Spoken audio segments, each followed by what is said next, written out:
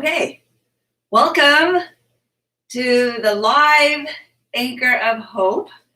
I'm Dr. Esther Park. I'm a child, adolescent, and adult psychiatrist. And here in the room, as we practice social distancing, is Dr. Meejin Park. She is a clinical psychologist. And in the corner is Dr. Steve Cayeros, and he'll join us later for Q&A. He is a child psychiatrist. So for those who've been with us during our physical gatherings of Anchor of Hope, welcome back. And we really miss you. We wish we can do this in the same room and see each other face to face. But I'm so thankful that we can at least meet in this manner and enjoy the messages together and each other's virtual company, I should say. So let's give each other air hugs. Air hugs. Yes. All right. High fives. All righty. If this is your first time ever joining us, so welcome. And we hope that you can experience a blessing and enjoy this time with us, even though it has to be through a video screen. All righty. So Anchor of Hope is the name of this gathering. Well, I should say virtual gathering now, for anyone interested in improving our well-being by incorporating the message of God's love and power. And we hope to build a community where we experience witnessing one another, experience unshakable hope and unprecedented healing. Anchor of Hope is sponsored by Oak Health Foundation, a nonprofit organization committed to raising awareness regarding mental health in order to reduce stigma and the prevalence of severe mental suffering. And the goal of OHF, Oak Health Foundation, is to deepen understanding about integration of Christian faith and mental health resources. So today, what we're going to do is review a two-part seminar, and the topic is what causes anxiety. And Dr. Meejin will present the first part, and then we'll be switching the speakers thereafter. So Dr. Meejin, I'm going to invite you to the middle of the couch, and I will move away from you. Okay, hello everyone. I am Dr. Meejin Park. I'm a licensed clinical psychologist. I'm very honored and privileged to stand in front of you. It's kind of strange that I'm looking at myself on the screen. So I hope that all you guys can enjoy today's topic. So what causes anxiety? Anxiety is normal and often healthy emotion. However, when a person regularly feels disproportionate levels of anxiety, it might become a medical disorder. The duration or severity of the anxiety feeling can sometimes be out of proportion to the original trigger or stressor. So the stress that's out of proportion to the impact to the event or impact of the event or inability to set aside a worry or restlessness. There's many types of anxiety. In a clinical or psychology field that we have types of the anxiety, for example, generalized anxiety disorder, social anxiety disorder, or specific phobias, obsessive compulsive disorder, PTSD, panic disorder, or agoraphobia, and so on. So there are many, the components are actually creating the people who can experience that anxiety. So many research has been done, and experts believe that it involves a combination of many factors. Anxiety disorders have a complicated network of causes, including environmental factors, for example, stress from a personal relationship or a losing job or school or financial difficulties also can contribute greatly to the anxiety. Sometimes the factor comes from the genetic issues and medical factors and brain chemistry. For example, if you have a chemical imbalance in your brain, what we call it a serotonin level, sometimes that also can cause your anxiety level. Also, stressful or traumatic experience or genetic factors can often alter your brain structure and functions as well. I will talk about that a little bit more later. And use of or withdrawal from illicit substance also can cause anxiety. Speaking of that, and not all anxiety is all bad, as we talked about it. Some anxieties are really good, especially fears about COVID-19 can take emotional toll for all of us, and it's a frightening time. We're in the midst of the worldwide pandemic with the cities and even entire countries shutting down. It is a very difficult time for all of us. But that doesn't mean that we're all powerless, right? Because good anxiety, healthy anxiety can give us the specific threats or constructive identify something good is a threat, for example, of our health, for example, our losing our loved one. And all those things are very good and very specific anxiety that we are all experiencing. So when we are specify very clearly what is threatening us and also what is causing this anxiety, we can use this all resources and knowledge to use our capacity to do something to protect, right? Protect the things that you know is so important. And it will help you to put in action. For example, we know this CBD, right? CBD is guidelines are giving us what CDC guidelines are giving us what to do. Wash your hands, have a social distancing, and also stay at home rather than just kind of having a party all the time. So those are things that all health anxiety can give us how to protect ourselves and our loved one. However, there's also unhealthy anxiety. Unhealthy anxiety usually comes with a very non-specific, and sometimes it's just too generalized. We don't know what is wrong.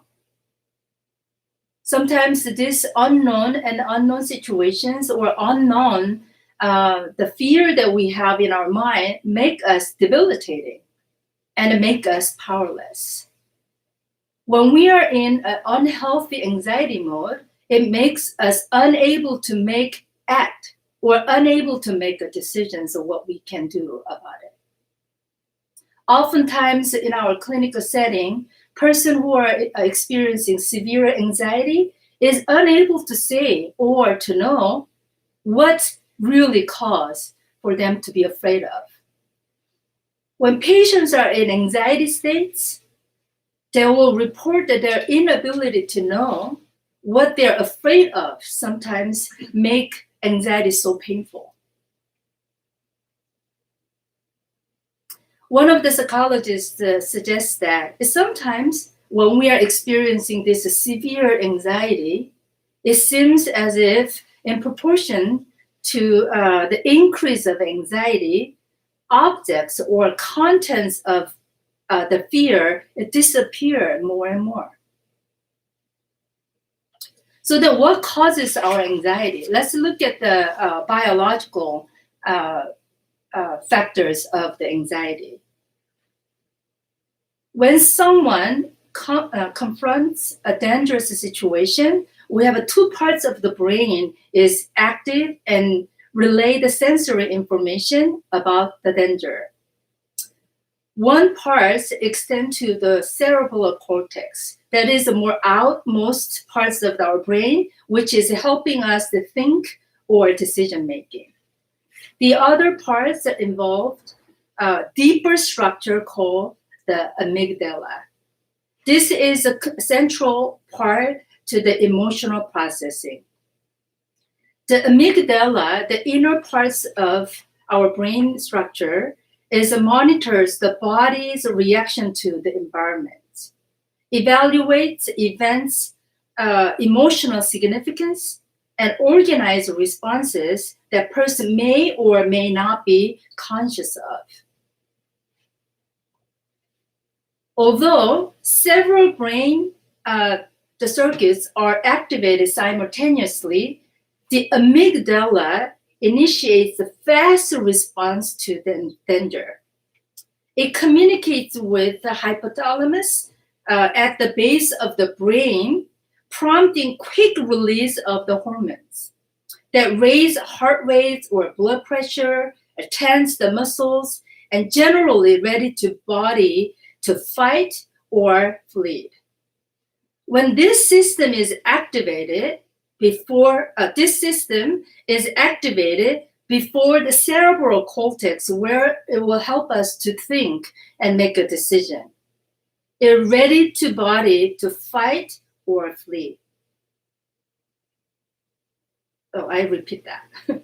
This system is activated before the cerebral cortex that can process what is happening so that we can think and we can make a decision. This is almost is our survival value. The amygdala also works with other brain structures to store emotional memories, including memories of frightening events in the past. When people are experiencing anxiety disorder, this can become a problem. This amygdala may be a sensitive that is overreact to the situation that aren't really threatening. So it can provoke an emergency stress response. And over time, this anxiety becomes attached to the situations in our thoughts and memories, unrelated to the genuine source of danger. So in this sense, the brain may negatively create its own fears. So now I kind of wanted to talk about when our body is a response to that amygdala clearly. We have another part, amygdala is communicating with a part of our body is autonomic nervous system. This autonomic nervous system has two parts as well. One part is usually kind of giving us the life in danger and threaten. They're called the sympathetic nervous system. This sympathetic nervous system controls your fight and flight response. When you receive a threat or distress, it signals tell your autonomic nervous system to coordinate your supernatural ability. So your heart rate and breathing in equipping. The other part is a parasympathetic nervous system. This is actually giving us the break to your fight and flight response. It controls that your kind of homeostasis response, so it can give you the relaxation response. When this autonomic nervous system is communicating with your amygdala, the system is always on. Problem is, when this autonomic nervous system, especially sympathetic nervous system, is always on, it doesn't only threat your physical being. It threats of your existence. It threats sense of self. It threats the sense of self, who you really are.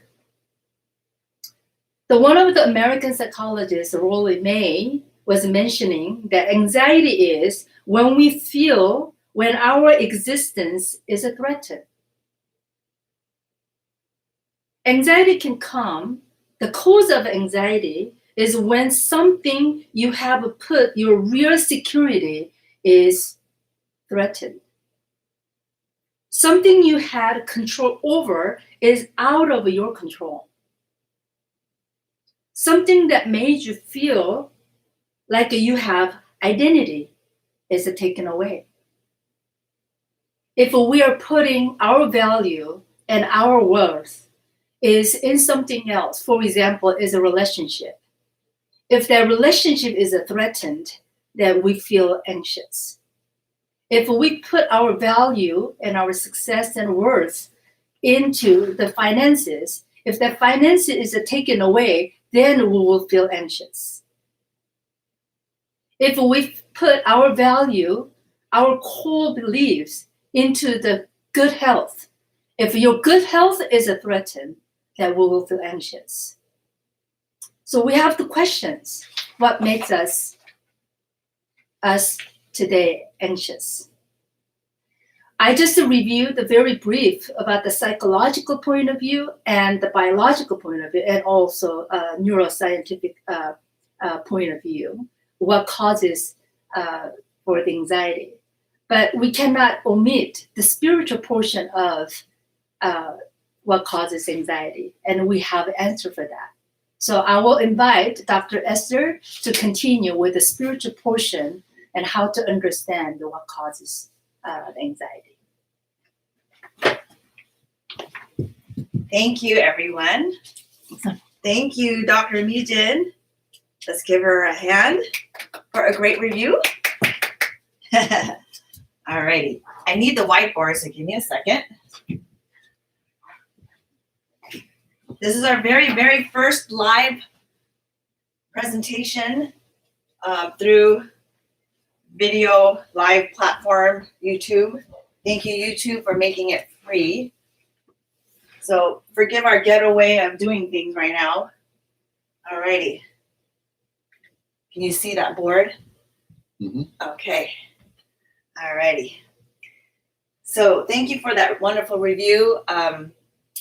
Anxiety is a very complicated thing, and especially want to incorporate the spiritual understanding of it and also the spiritual way of approaching it, along with approaching it biologically, psychologically, sociologically. We have to approach it at all angles, and that's our belief. And today I wanted to share with you a few words that are things that cause me anxiety. So I'm going to write them on the board, and I hope it's legible for you. Okay. Oh my goodness. All right. The first word is unpredictability. Predictability. Uncertainty.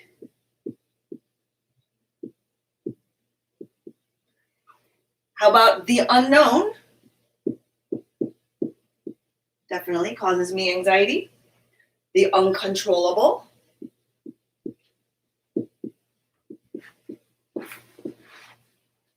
And one more word. Anything uncomfortable. It causes me anxiety. For sure. Now, these are examples of what we all experience in life. Especially right now, in the heat of this pandemic, I would feel all of these right now. And it's our present day physical reality as well. And right now we're in the midst of very bad news, right? To the point where it's affecting every single family, every single individual. The Bible explains where these things actually come from. And they're kind of like the bad fruits, okay, of a tree with bad roots. Okay, you have a tree with bad roots, you will have bad fruits. You have a tree with good roots, you will have good fruit. So what is exactly this rotten bad root that led to life's anxiety-provoking problems? We call this the spiritual root problem. It's right there. Right Oh, there. okay. Thank you, everybody. I've been told that you guys can't see, so where do I sit? Sit here. Okay. Okay, guys. Thank you for your patience. All right, is that better? Okay. These guys are going to test it to see if it's better. So one more time. The rotten bad fruit, we call that the spiritual root problem. That's what the Bible explains to us. And we're going to review this spiritual reality. Dr. Meejan talked about the explanation of anxiety in a biological manner. But right now we're going to review the spiritual reality about anxiety. All right. Now we can find that answer of what the spiritual root problem is all about in the Bible. And the entire theme of the Bible is called the gospel. Gospel means good news. And that's what we're going to review today. And honestly, this is the message that saved my life. This is the message that keeps me going. And honestly, if it's without this message of God's love, I would not have peace through any hardships of my life, especially right now. So let's begin. What was the original state of man when it all began? Okay. God created all things with a purpose. He created the trees to be rooted in the ground, the flowers to flourish in the soil, the fish to live in the water, the birds to command the air, and the animals to enjoy multiplying on the earth. But his most precious creation was Adam and Eve, mankind. God created man in his image and breathed his life into man's spirit, who then became a living being. Genesis 2:7. He made man to be with God, to have a relationship with him, to know him, be known by him, to be loved by him, to realize that all his needs are met in God. And only man had this relationship with God because God's life was in his spirit. Like a newborn infant with its mother, man is truly happy and at peace being with God. Now, God also created man to have a mind and a free will. Genesis 2:16-17 records a tree in the middle of the garden of the paradise. God forewarned Adam and Eve to not eat the fruit of the tree of the knowledge of good and evil. Man had the free will to trust and believe God fully and completely. They had the free will to trust that only God has authority to judge between good and evil. God warned man that if they were to take upon themselves to keep the perfect standard of good and evil, they would surely die. So how did the fundamental problem occur then? Genesis 3:1-6 records the tragic fall that would determine the destiny of the rest of mankind. As soon as Adam and Eve ate the fruit, sin, original sin, entered man's spirit and God's life departed. Separation from God is spiritual death. Romans 3:23 and 6:23. Like fish separated from water would mean immediate death, and a flower plucked from the ground would lead to death. Man separated from God equals death. And now being separated from God, man is captivated and enslaved by the enemy, Satan. John 8:44. Now, what were the curses? What were the problems that resulted from being separated from God? Now having the identity of a child of the devil or a slave of the devil, all mankind will suffer the subsequent curses. For example, spiritual suffering is inescapable, evidenced by a deep, unquenched spiritual thirst or longing that would lead to all kinds of idolatry. Ephesians 2, 1-2. Mental suffering will be unavoidable, manifested in various forms: depression, severe anxiety, as we discussed today, bizarre behaviors, addictions, relationship conflicts, suicidality, and on and on. Matthew 11:28.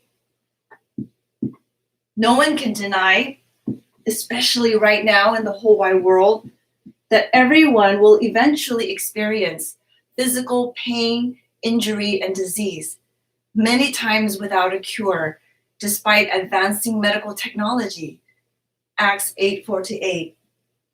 Another curse is, however brief or lengthy duration of one's difficult life on earth, everyone will face physical death and face the judgment thereafter.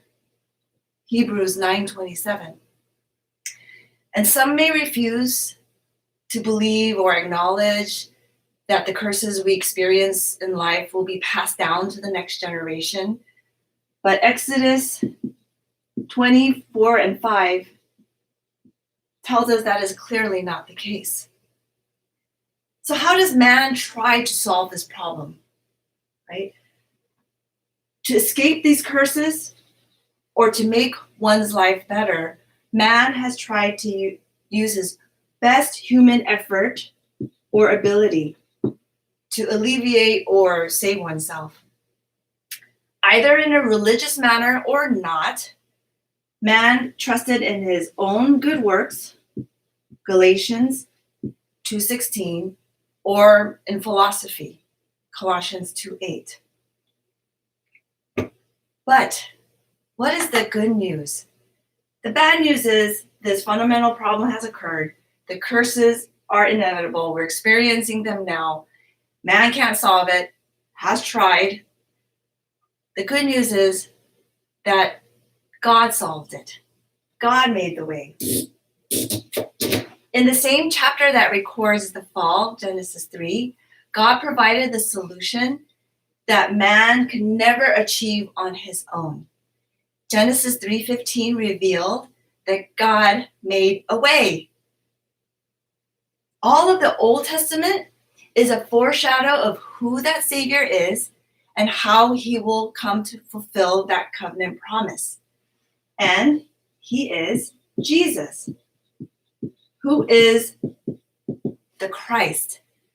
Now, Christ means anointed one, who completes the work of the prophet, priest, king, and judge.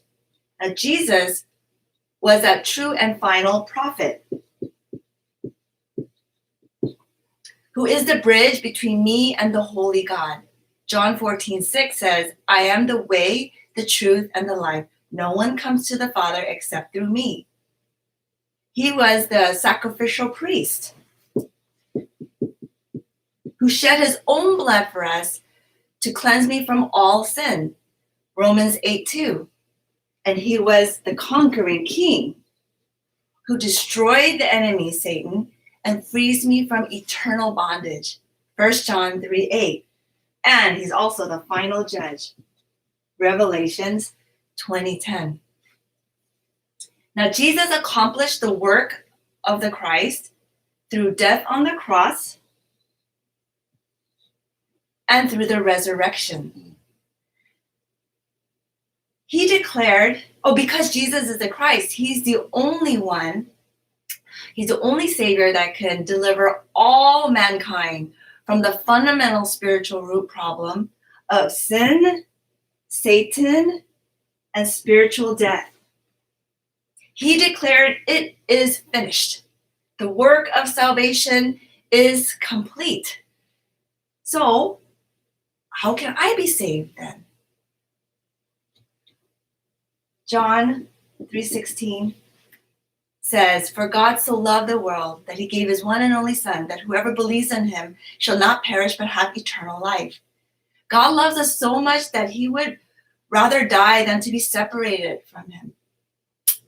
And he gives this gift to all of the world. And John 1:12 says, to those who believe in his name, to those who receive him, God gave them the right to become children of God. There's no earning or deserving of God's love, just receiving it. No earning, just receive and believe. I am saved by having faith that God has paid it all. Jesus has paid it all. Salvation means meeting God. This is me, the circle inside of God. Salvation is God's Spirit re-entering me, and now I am holy and righteous with the restored image of God. Salvation is becoming a child of God. Now that I am saved, how else does God bless me? This is already so awesome in and of itself. But how else does he bless me? There's so many, but I'm just going to review a few so we can hold on to them. And especially as you focus on them and believe in them, that will also increase your hope and diminish anxieties. For example, he will always guide me and be with me. 1 Corinthians 3:16. He will hear my prayers and answer them. John 14:14. He gives me authority, the ability to fight Satan and his deceptions. Luke 10:19. He also provides his angels to minister to me. Hebrews 1:14. He guarantees for me a home in heaven, an eternal paradise. And that is Philippians 3:20. And also he has an awesome purpose and plan for my life to bless the world with this good news. My life on earth is never going to be in vain. All my problems I face will never be in vain. So this is called the gospel, the good news. So how is this good news supposed to help my present day reality, right? That's causing all of my anxieties. Well, I need to remember that there is a deeper, more serious problem than what I am experiencing today. So if I acknowledge that the sin, separation, and Satan problem was the ultimate issue of my life, and Jesus already solved that, then my perspective will see the greater spiritual reality. That one, God's love for me is larger than my problems. Two, that his plan for me is greater than I realized. And three, that his timing is perfect beyond my imagination. Okay. So one more time, if I believe that Jesus was the Christ who solved this more deep spiritual issue of the fundamental spiritual root problem, then I will see, one, God's love for me is larger than my problems. Two, that his plan is greater than I realized. And three, his timing is perfect beyond my imagination. When we think about anxiety, it's a lot of people feel anxious or they feel nervous. They feel shaky. But actually anxiety, before that, it's actually, we have to work on our thought and our mind. And today, this is not a feel good, I mean, it should make you feel good, but the purpose of this is to really think about it. Do I believe in this? Is this believable at all? And even if it's not, just your small little interest in wanting to believe this.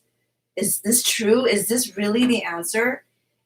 I mean, is Jesus really the answer for not only my life, but for the world, especially in this present day reality of this novel virus affecting the whole world? How much do I really believe that?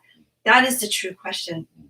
Now, I'm going to pray and then we'll go right into our Q&A, but I want to invite you to the next part 2 of our anxiety series, which is on the topic, how can one overcome anxiety? So we will be doing that in 2 weeks on April 11th. If you haven't signed up for our newsletter mailing list, we always send out the links through that. And we also try to post it on our website, www.okelfoundation.org. So I'm going to pray, and then we'll invite our Q&A speakers to join. All you have to do is type in, I guess, your questions in the chat box somewhere on your screen. And then we'll be able to hopefully tackle all of them today until at least till 12 noon. So I'm going to pray. God, thank you so much for this review of what causes anxiety. It's a little abstract and maybe spiritually difficult to fully understand and believe that it actually came all the way from the original fall of man when we were separated from you. But thank you so much, Jesus. The good news is you already paid for that, and you, when you rose again, you proved that you were the Christ as the answer. We want to experience that right now. We want to experience that so that when we find that blessing and mystery to know about your love, about your plan, about your timing, and how that eased anxiety, we want to share that with others as well. Thank you for this time, and thank you for YouTube allowing us to do this live stream. In Jesus' name we pray. Amen. Okay, so now what we're going to do is, there's 3 of us in the room, but we're trying to practice social distancing. So one will not be visible, but then when we take turns, we'll take turns sitting on the couch. I guess that's how we'll do it.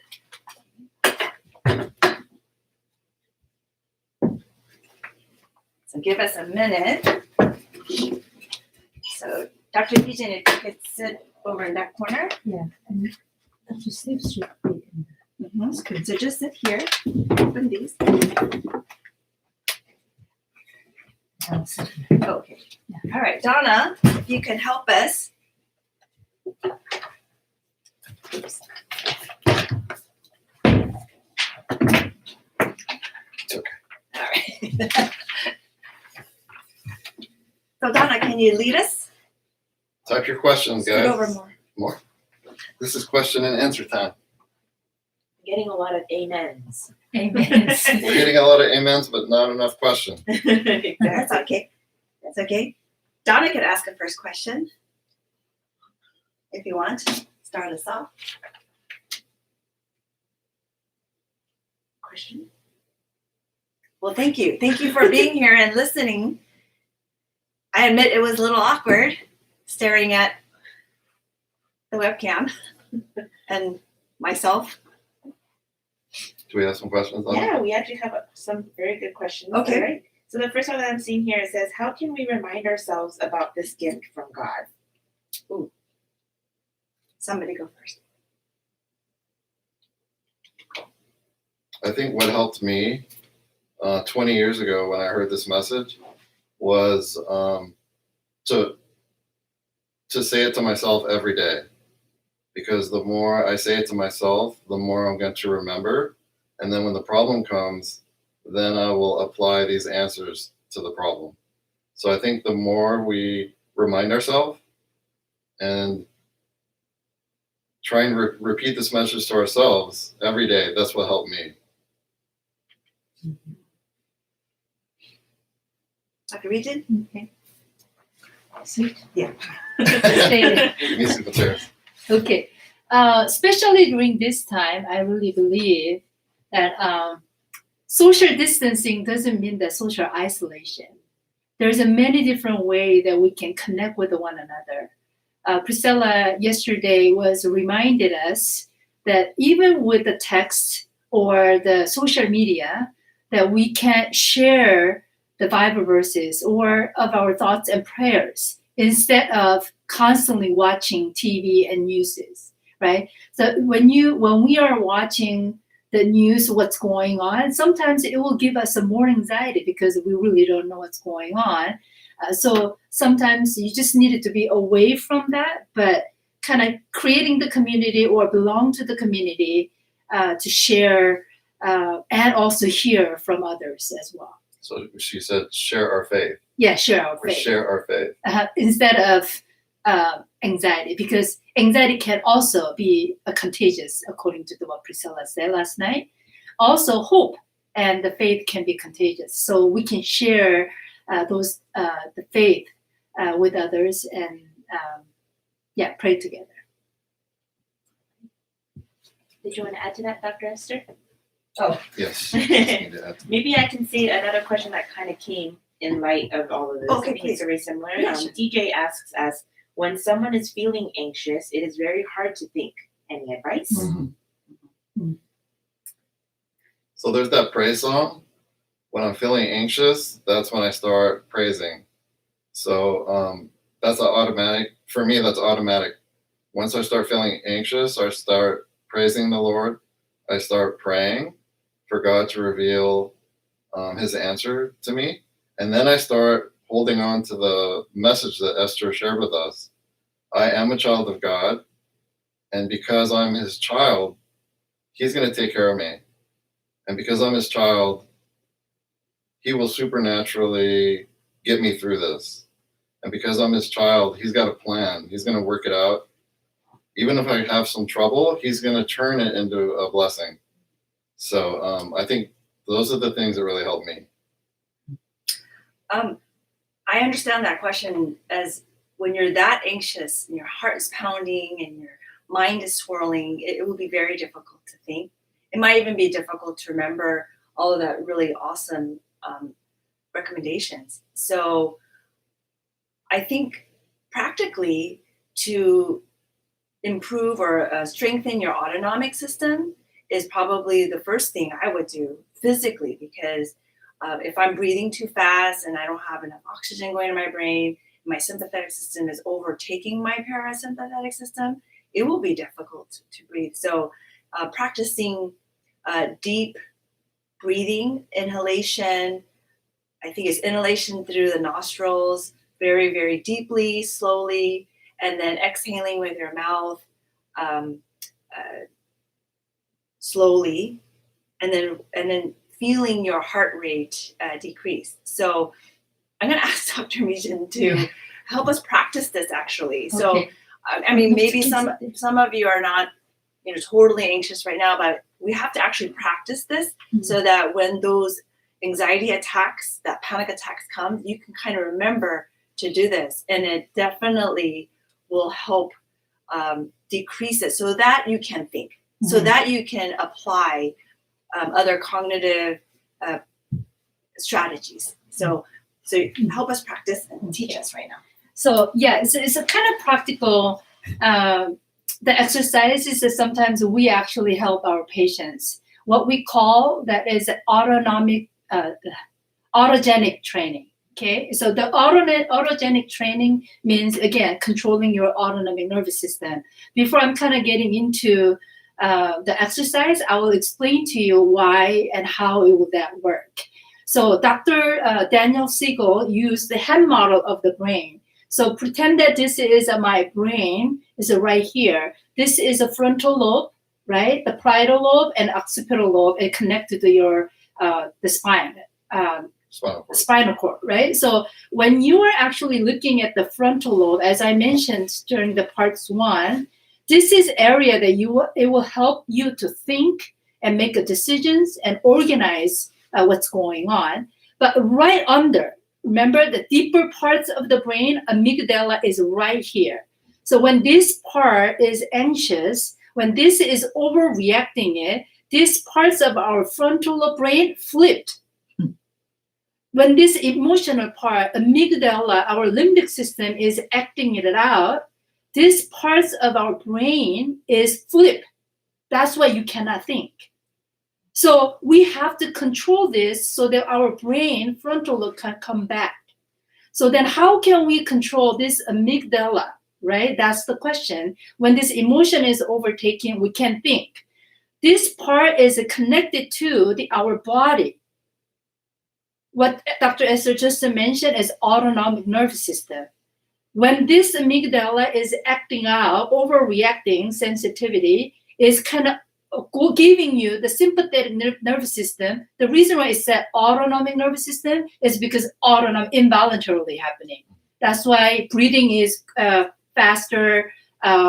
Your temperature on your body is kind of changing, hot and cold. Your heartbeat is racing, and then your digestion actually problem is happening. It happened yesterday for me too. So I have to use my heat pack to control my temperature of my body so that it can control my digestion problem, right? There's a lot of practical things. But today we're going to practice a little bit together. How can we control this amygdala, the sympathetic nervous system? So we have to increase the parasympathetic nervous system to control this so that we can bring our frontal lobe back so we can think, right? A capacity of our brain that we can use. So best the way one way, it seems like it's the best and it's simple and you can do anywhere, anytime, is breathing.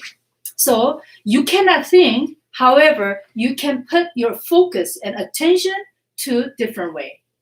So your attention is anxious, but now we're gonna put your attention to your body. That's what we call autogenic training, okay? So you will close your eyes and make yourself comfortable as possible. Okay. You will breathe, inhale through your nose slowly as possible. Just pretend that your heartbeat is going really fast. You cannot breathe normally. Then just control that breathing by inhale through your nose very, very slowly. Okay, let's just exercise that. Breathe in slowly and hold it. When you're breathing in, your chest is kind of blowing like a balloon, right? And then now you will bring it down, that part of breath to your tummy area slowly. And then when you reach that, breathe out through your mouth. So do that again. Inhale through your nose, slowly as possible. When we reach the top of your lung, and hold it for a second, and slowly bring it down to your belly area and breathe out through your mouth. Okay? Now, while you are breathing, now you will put your attention to your body. Again, you cannot think. That's why you have to make your attention too specific to your body. Okay? While you are breathing, you will pay attention to your feet. And experience all the textures and the warmth and any feeling that you have. When your feet is touch the ground, experience that. And while you are doing that, breathe in and breathe out. I want you to pay attention to your knee and breathe in.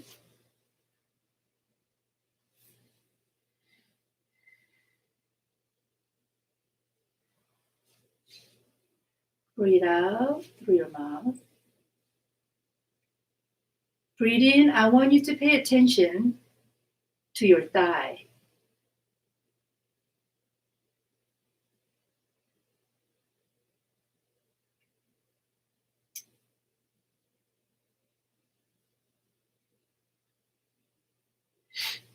Exhale.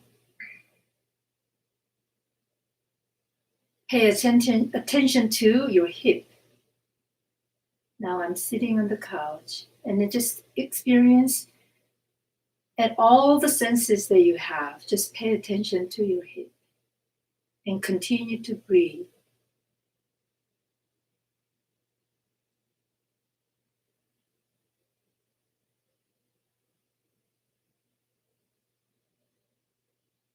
Pay attention to your lower back.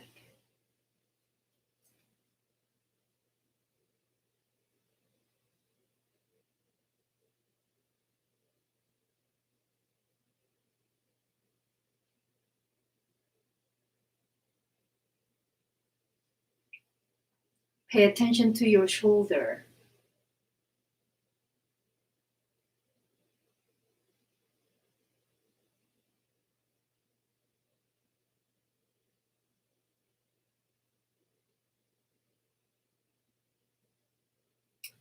While you're scanning through your body, if you sense any tension in your body, the parts of your body, pay attention more to that parts of your body. And inhale.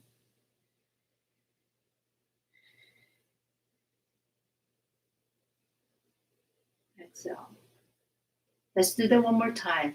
Any parts of your body, more tension than any parts of your body. Just pay attention to there.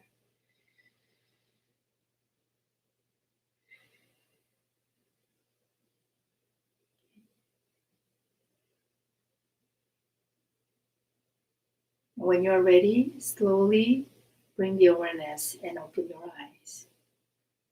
Okay. Sometimes when I do this, and then Christian patients, I exercise with even reading Bible verses together while we are doing this exercise. Or sometimes we're just playing the gospel music, and then we're doing this exercise as well.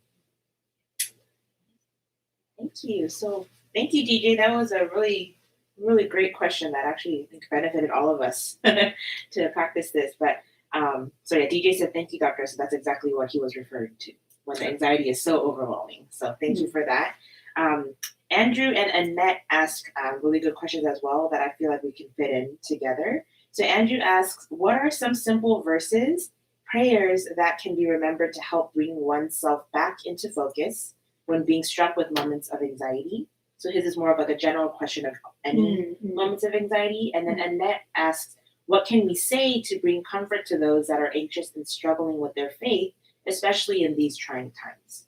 So Andrew's question is about simple verses or prayers in moments of anxiety. And Annette is asking, what can we specifically say to those around us right now? When I exercise with my patients, especially as a Christian patients, when they're asking, I use Philippians chapter 4 and the Romans chapter 8 a lot. Which say? Do not be anxious, that verse.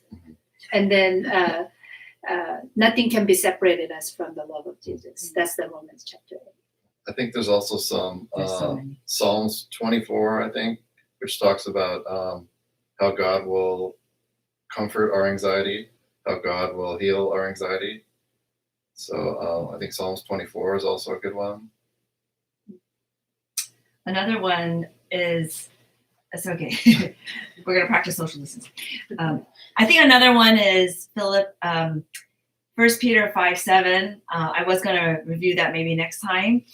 Cast all your cares or anxieties on him, for he cares for you, which is actually a very difficult verse to do. It sounds easy, but it's difficult to do that because in order to let it all go and give it all to God, you have to believe he's God. You have to believe he's able to handle your problems and anxieties. And you have to believe he loves and cares for you, right? And so that's why it's so difficult. And so, I think for me this week, I reviewed all of these different verses and it kind of helped me to realize, gosh, I may not really believe in this very deeply enough. And it challenged me to focus on what do I believe in and how much do I believe in it. What was the second question? It was from Annette, who said, what can we say to bring comfort to those that are anxious and struggling with their faith in these trying times? Mm-hmm. So I think one thing we could say is just what we learned today. If you're a Christian and you're anxious, it's probably because you feel like you're out of control or you can't control what's going on, or you're afraid for your physical health. You're afraid of dying. I think because of the COVID-19 virus, it's kind of it can be a deadly virus. So a lot of people I feel like are really afraid of dying. So as a Christian, as a child of God, being that God is all powerful, he's the only one that could really can heal us and shield us with angels if he so wills. So I think basically just sharing with our brothers and sisters, even non-believers, there's different strategies. If it's a non-believer, you would share about Christ and ask them to accept Christ as their Lord and Savior, and then share the blessings, like Dr. Esther said. But if it's a Christian that we're talking to, then we share like the blessings that we talked about today. What I want to add to that, for the believer who's struggling, which is very human, right? It's very natural and human, is refer to the history of what God has done from the beginning of time to now through all of the believers. Every generation, for example, the Israelite nation went through crises very many times. And remember the one from the Exodus, right? The slavery in Egypt. I mean, that entire country was in bondage, and then they came out, and they were still threatened. Remember the Red Sea and all that. So, and through all of that, God had a plan. God fulfilled what He was going to promise, and there's a lot of different debates and talks about like why did it have to be that way, but through it all, through each generation of believers from that time in every century until now, He used His children, He used His believers, His people, to bring the message of God's promise, the covenant, to pass it down over and over again, and His will be done. Like, why does it have to be painful and all that? We don't have time to really go into that kind of philosophy today. But the good news is it is not in vain.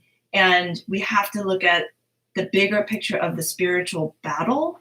So I'm talking to the believer, right? So we have to experience or recognize there is a spiritual battle.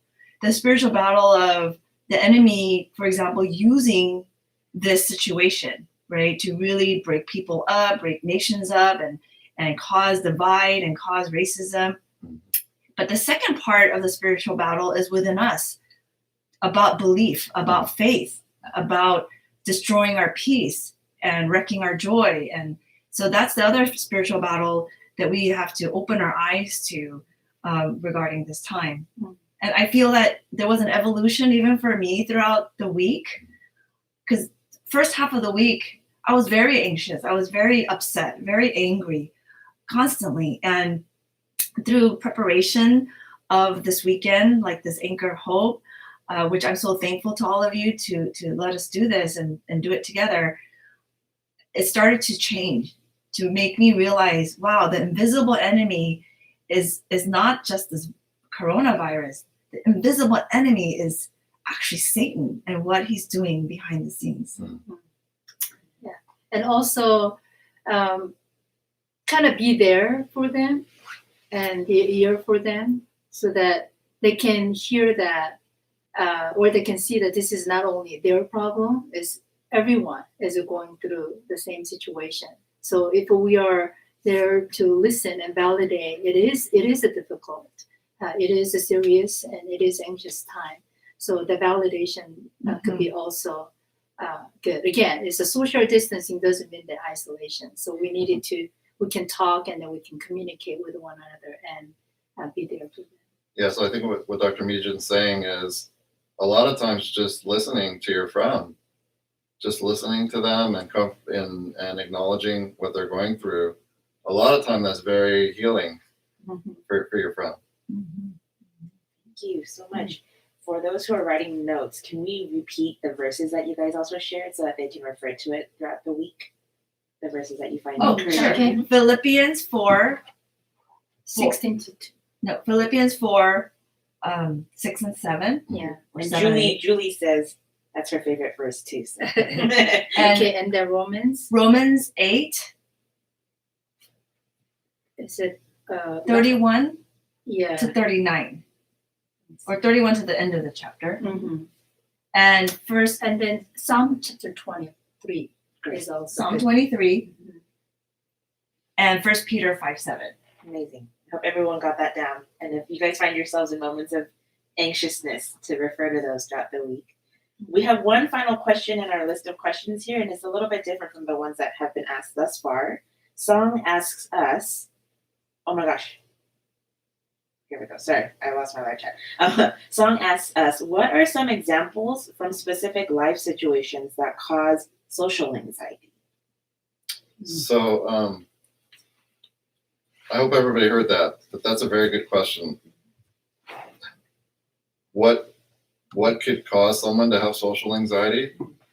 That there's a lot of things, but I think maybe I'll just talk about a few and then the rest we'll talk. But sometimes bullying, if you're bullied as a child, that can make somebody very socially anxious. If also maybe if you have poor self-esteem, if there's something about yourself that you feel inadequate, that can also cause social anxiety. And I'll leave it to you guys if you want to add. Well, other social, like upbringing, being criticized by your parents quite often without a balance of the validation and acceptance, that can cause insecurity to the point of feeling afraid to meet new people and new peers in the future.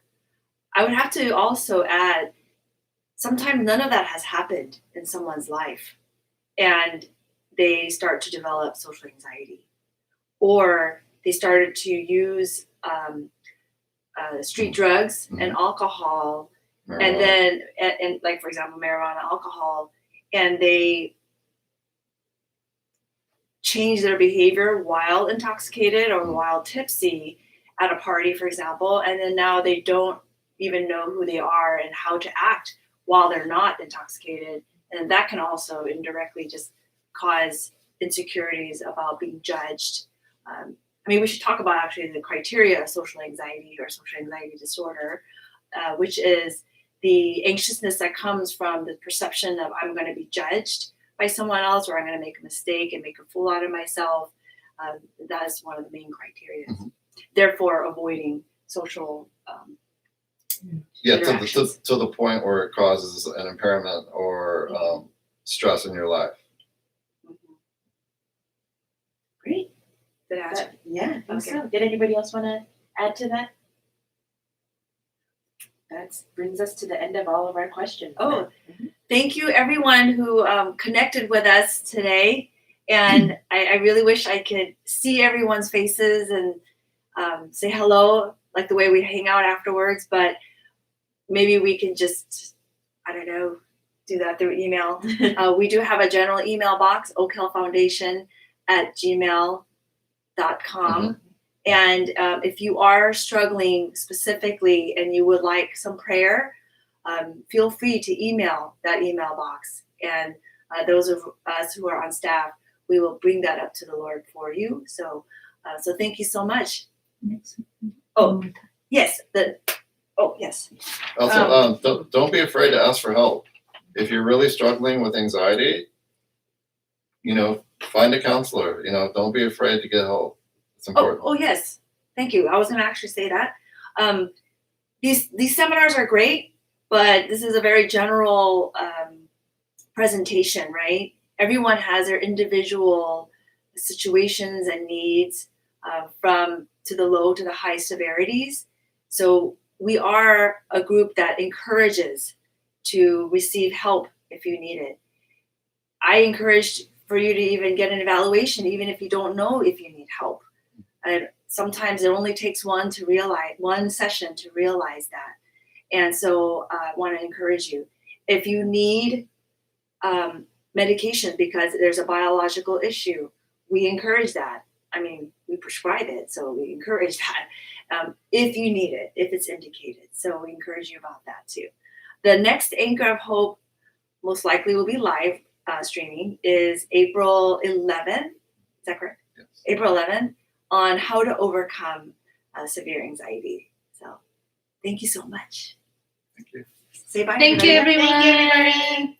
Hope that we can see you guys next time. How do we close it? There we go. And She's trying, but she needs the desk. Oh, there you go.